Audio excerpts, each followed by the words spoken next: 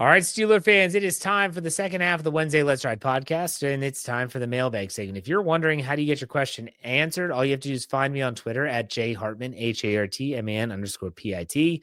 Every Tuesday morning, I put out the tweet. You'll just respond to that tweet. I will answer that question live on the show. So let's get this show off and running. Jeremy Betts, our buddy, Jeremy Jerome Betts, who will be on with us on Friday, he asked, are Broderick Jones and Troy Fautanu at offensive tackle the most important positional duo for the Steelers' team success in 2025 and beyond? What other duos make your list? All right, so that's a good one. I think that for me, I'm looking at on offense, those two are the most important, Broderick Jones and Troy Fautanu. I think that their success will bleed into the interior, and I also think their success will bleed into like whoever is a quarterback, protecting that quarterback. As for other duos that I think, I'm going to look at the inside linebackers. And in that case, you could take a bunch of different duos. You could say Peyton Wilson and Patrick Queen, Cole Holcomb and Patrick Queen, Peyton Wilson and Cole Holcomb. Any of those duos, you want to throw in Malik Harrison, sure, go for it. I would also say another duo would be a cornerback. Joey Porter and is it Corey Trice? Is it Darius Slay? Those duos are going to be important too. So I think that it's going to be really, really important to see exactly how that all plays out. Good question, though. Let's go to Jeff Coons, our buddy from up north. He said, greetings from Not Matt, Canada. It is the dog days of the football offseason. Who is one player you would like to see sign, perhaps beside the obvious? One player you'd cut before the season starts, and one player you'd like to steal from another AFC North team, hypothetically. All right, so one player I would like to see sign, I would like to, okay, outside of Aaron Rodgers, I would love to see the Steelers potentially add a receiver that's available. There are still some receivers, not a lot, but there's some talent still out there. I know that a lot of people want them to just draft or not draft, but trade for a wide receiver. For me, I would love to see them. Actually, I'd also love to see them get a cornerback. Whether it's Asante Samuel Jr. is out there. I think Stephon Gilmore, the last I checked, is still unsigned. A lot of options out there. Who would I like to see cut before the season starts? This is a tough one. Cut before the season starts. When I think about all the players that they've brought in, the defensive line is just ridiculously deep, and I feel like they could cut a number of players there. But if I had to give you an answer, I'm going to say, and this is going to sound stupid, but I'm going to say Robert Woods. And you're thinking, Jeff, you just talked about receiver as an important position. How would you say you're going to cut Robert Woods? He's a receiver. I get it. I totally get it. But at the same time, my concern is that Robert Woods, if he's not going to be an option as a receiving threat, why waste a roster spot? Let's make it work without him. Okay. And then lastly, one player you'd like to steal from another AFC North team. There's a lot of talent in the AFC North. When you think about it, you could go with Jamar Chase from Cincinnati. If I'm choosing any player, you may not like this. I don't like saying it because I don't like any of the other AFC North teams. I'd probably go Joe Burrow. I think Joe Burrow is one of the best quarterbacks in the league. And if you can give me Joe Burrow, the Steelers don't have to worry about Aaron Rodgers. They don't have to worry about Mason Rudolph. They don't have to worry about the 2026 draft. They would just be able to, that's our guy. And that's ultimately what we love to see, getting your guy. Yeah, Joe Burrow would give you your guy. Good question, though, Jeff. Thank you. Believers. He has the Ride or Die Crew poll of the week. He says, if or when Aaron signs, I will be. The options are disgusted, relieved, angry, or happy it's over. I voted for happy it's over. And the reason why is that I wrote an article for SteelCurtainNetwork.com about this. I don't care anymore about it. If it's Mason, sure, let's do it. Let's roll with Mason Rudolph. If it's Aaron Rodgers, fine, let's do that. Then let's roll with Aaron. I don't care anymore. I just want them to make a freaking decision so we can all move on with our lives. That's what I want. Let's go to plain and simple, or Maddie. He said, howdy from Atlanta, Jeff. 2 questions. First, if Rodgers isn't signed by minicamp or doesn't show up for it, if is signed, do you see that as becoming a problem internally for the players around and could affect their status with him? I would think they would want their quarterback in the room to work with sooner than later. I I know I said this on my podcast last week that I would say that minicamp is kind of where you would want to have that decision being made. I'm not saying that that is the Steelers' deadline. That's what I said. The Steelers might say, look, you don't have to come to mandatory minicamp. Let's get a deal done right after minicamp when all the players and the media are going on vacation, and then we'll have you locked and loaded for training camp. If that's what they do, so be it. But I don't think that it'll be a problem. It could be a problem internally. He signs and doesn't show up to minicamp, if that's what you're referring to. In which case, if he knows he's not going to be there, then don't sign now. Avoid the headache. Second question from Maddie. Do you see the Steelers more likely signing a free agent to put at wide receiver 2 or pulling off a trade for one at this point? Does it depend on Aaron Rodgers? I don't think that it depends on Rodgers, first and foremost. I could see them signing a free agent, could see them pulling a trade, but I don't think it depends on Aaron Rodgers. I want to make that very clear. Rodgers, everyone gets the feeling that Rodgers is going to be pulling the strings. I don't think that's going to be the case if he chooses to come to Pittsburgh. Good questions, though. Thank you very much. Let's go to Andrew Heck. Good morning. Mike Tomlin is 10 wins away from tying Chuck Noll with the all-time Steelers wins record, which he could pass this year. If he surpasses Noll, does that change how his legacy will be viewed, regardless of the playoff win drought we have endured since 2016 to be exact?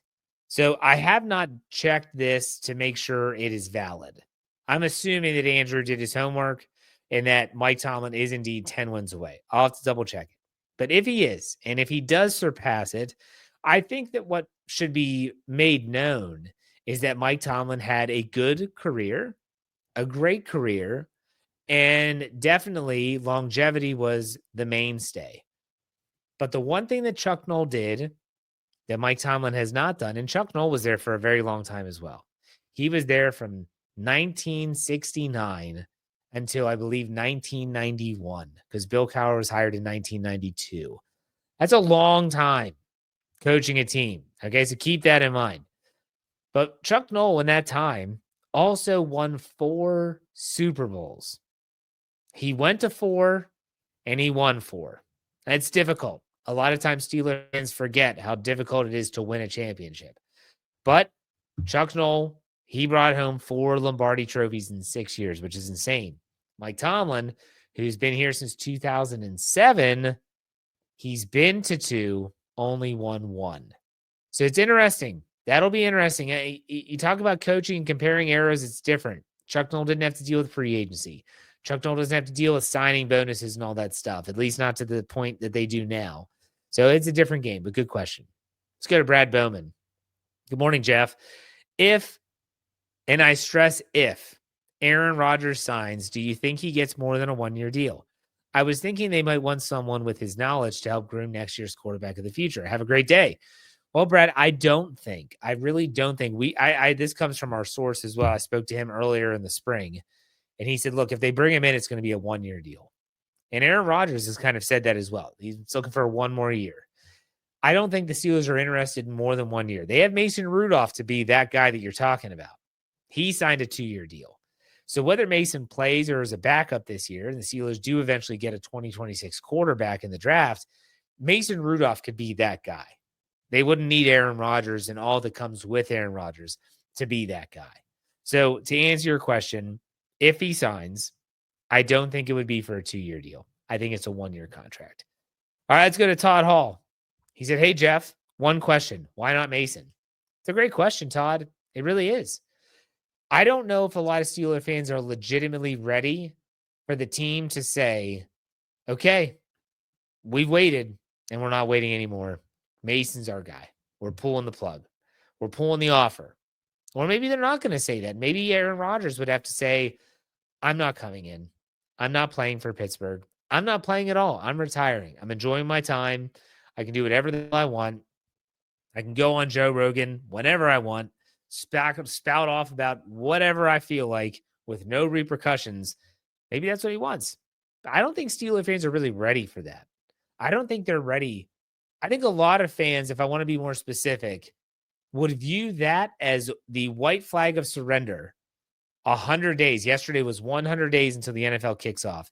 I think a lot of people would view that as a white flag of surrender 100 days away from their first game. I am not saying that I would view it that way. I think the Steelers can still win games with Mason Rudolph. Would they win as many? I don't think so. But I don't think that the fan base, the majority of the fan base, is really ready for that. So we'll see how it plays out. Let's go to Matt Sable. He said, do you think fans are upset over Rodgers not signing yet? And will they boo him when he actually gets on the field? Right now, I think fans are upset. But I think more fans are like me than anything else. And that is, I just want an answer. Just give me an answer. Like, that's all I want. Just give me yes, no, and then let's move on. That's what most fans want. I think they're just frustrated with the waiting game. Do I think they'll boo him? I don't.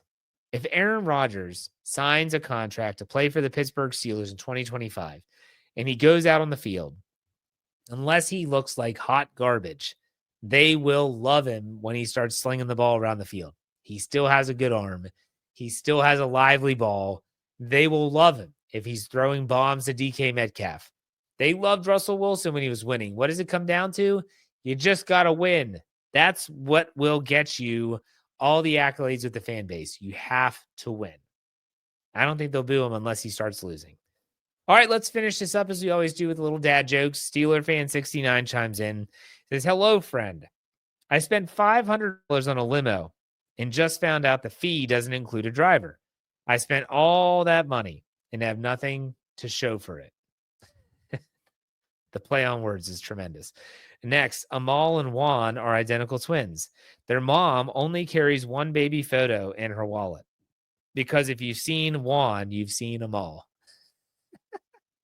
That reminds me of the dad joke, and I'm trying to remember it 100%. It was a woman was in bed. Well, no, a woman was pregnant with twins, and during birth, she had to be knocked out, and so she wakes up, and the doctor says, "Congratulations, you gave birth to two beautiful babies." And she goes, "Oh my gosh, that's awesome.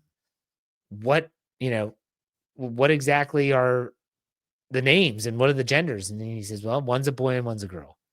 And she says, "Oh, that's phenomenal. Who did someone name them?" He goes, "Yes, your brother named him." She goes, "Oh, my brother, he's a jackass. He doesn't know what he's doing.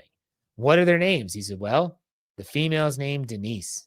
And she goes, "That's awesome. What a great name. I actually like that name. What about the boy?" He said, "The nephew."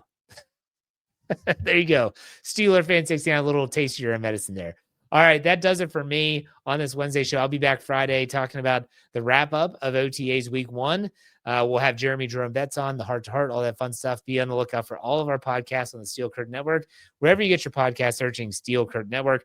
Also, check us out on all platforms by searching Steel Curtain Network and steelcurtainnetwork.com. That does it for me, folks. I thank you all for listening. We'll be back on Friday. We finish these up. Be safe, be kind, and God bless. Have a great rest of your week. We'll see you on Friday. Go Steelers.